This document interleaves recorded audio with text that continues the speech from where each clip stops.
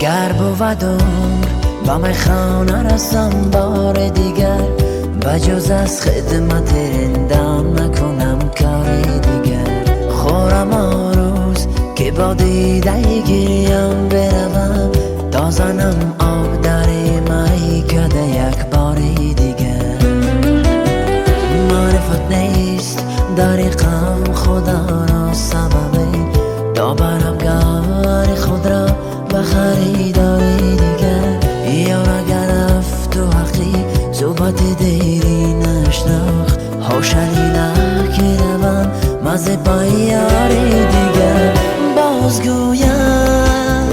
نداری واقع آفستن است غرق گشتن در این بادیه بسیاری دیگر بازگویم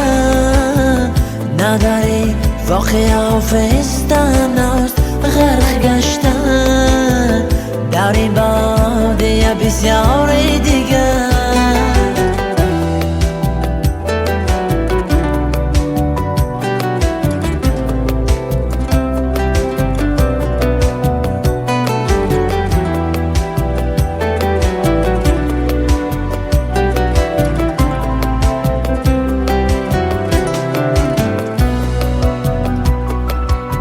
گر مساعد شودم دایره چرخی که بود هم به دست آورمش باز به پرگاری دیگر عافیت می طلبد خاطرم هر بگذارد غمزه شوخش و آن طوره قراری دیگر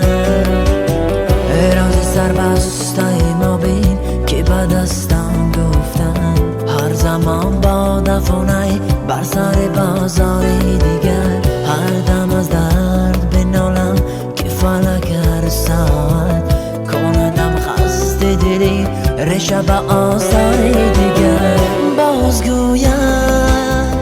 نداری واقع آفستن است غرق گشتن در این بادیه بسیاری دیگر بازگویم نداری واقع آفستن است غرق گشتن در این بادیه بسیاری دیگر